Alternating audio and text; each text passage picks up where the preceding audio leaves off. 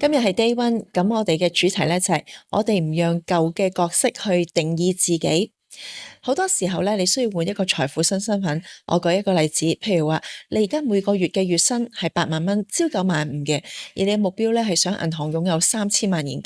咁由一個每個月月薪8萬蚊，朝九晚五嘅你，要變成擁有1000萬，相信咧透過打工咧都幾難㗎，因為打工皇帝咧喺香港都屬於少數，係咪？咁所以如果你真係話，我真係好想擁有3000萬港幣現金，喺5年內達到呢個目標，喺你個腦 pop up，你會點諗呢？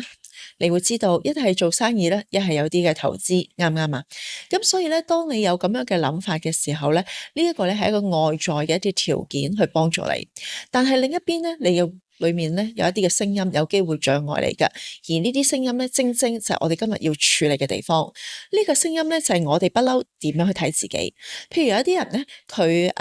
冇金錢問題，可能屋企好富裕嘅，不過佢就話我由細到大都好乖嘅，我咧好聽父母話嘅，我係好慳家嘅，唔可以立亂做決定，因為做所有決定咧，一係咧就問個伴侶，一係問個父母，一係問個兄弟姊妹，我從來都唔可以自己揸主意。嗱，呢個咧就係你俾自己一個嘅新身份嚟嘅。對唔住，呢個咧係你俾自己嘅舊身份嚟嘅。咁即係咩意思咧？呢個意思就係話你不嬲用咁樣嘅眼光去睇自己嘅時候，咁你咪會限制咗自己變成有3000萬現金嘅你咯。咁所以咧，你需要改變咧就係，原來我一路都係咁睇自己，我覺得乜嘢都要問個人先得㗎。一問父母啦，一問伴侶啦，一問兄弟姊妹啦，唔問個人咧，我覺得呢個唔係我嚟㗎喎。咁呢個正正就係你要改變嘅新身份啦。第二種咧就係執行者，咁我有啲嘅學生或者客戶咧，佢就係幫人哋做嘢嘅時候，幫人哋建立團隊啊，幫人哋 build team 啊，幫人哋創業咧，全部都係非常之大結果。但係去到自己嘅時候咧，唔知點解我都係用翻我幫人哋做嘅團隊啫，我都係用翻我幫人哋做嘅計劃啊、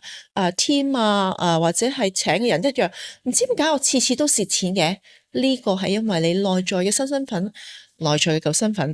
定義咗自己咧，就係我係一個執行者，我唔係一個創業者嚟㗎。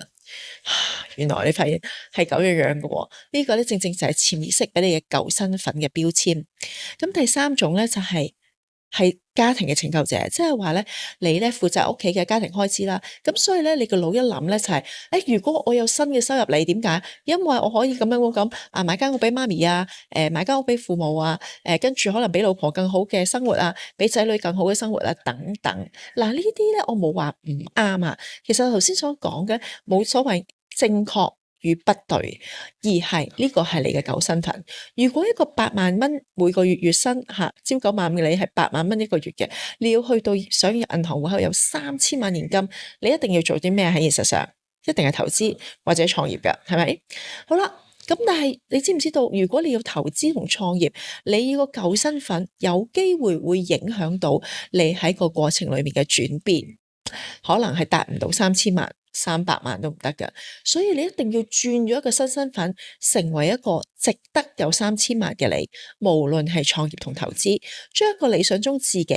去帶領現在嘅自己，呢個正正就係我哋講嘅舊身份改變，就係你唔再去用舊身份定義自己啦。咁我哋當中咧，每個人嘅背景唔同，有啲可能係個性啦、習慣啦。即係我舉個例，譬如話，我一定大小事務我都要問個屋企人㗎喎，一係問父母，一係問老爺奶奶，一係問伴侶，一係問兄弟姊妹，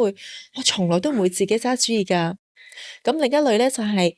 我幫人哋做嘅時候咧，係好好㗎喎，幫我嘅客戶做啊，幫我朋友做，但係到自己咧，次次都蝕錢嘅。咁即係話你內在咧，一定係有一啲嘅身份係舊定義咗，讓你咧唔能夠係有一個嘅即係幫人哋得，幫自己唔得嚇。呢種係執行者嘅一個舊身份嚟㗎。咁另外一種咧就係即係常常咧都係因為咗一啲嘅親人啊，即係我係一個家庭支柱啊，呢一種都係一種舊身份。如果你轉成為億萬富豪嘅你，今日已經係億萬富豪啦，你望翻今日嘅你，你會點幫助自己咧？你就諗，唔係諗父母，唔係諗仔女，唔係揾伴侶，係你自己想要創造呢個咧，正正咧就係同你係話我揾咗好多錢就解決好多問題啦，同我好開心去創造咧係兩個唔同嘅結構嚟㗎，而呢個結構咧係會帶俾你人生不一樣結果。其中一樣嘢就係你賺到錢，但係你賺嘅係辛苦錢啦、責任錢啦，定係你賺開心錢啦、創造性係結果導向嘅錢啦。好啦，咁嚟到呢度咧，大家咧可以咧用一個3-4-4呼吸法。呢個咧由今日我哋 day 1咧至到 day 22，即係話由第一日啦至到22日都做嘅。當你咧見到呢個功課嘅時候咧，你望住可能你即刻答到啦，但係你答之前咧，請你咧就係眯埋眼，用3-4-4呼吸法，眯埋眼3秒，慢慢用鼻吸入空氣，將氣 hold 上頭頂4秒，然後4秒慢慢用口呼出。做3次，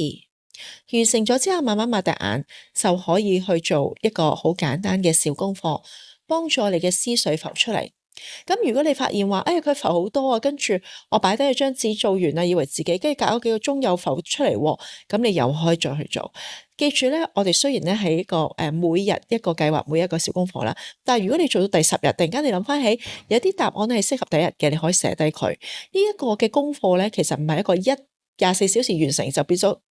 close file 嘅嘢嚟㗎，而係幫助你慢慢透過做功課問啱問題嘅方式咧，讓你嘅潛意識咧浮起一啲嘅意念，讓你係察覺到啦，讓你係有意識啦，讓你係輕易改變㗎。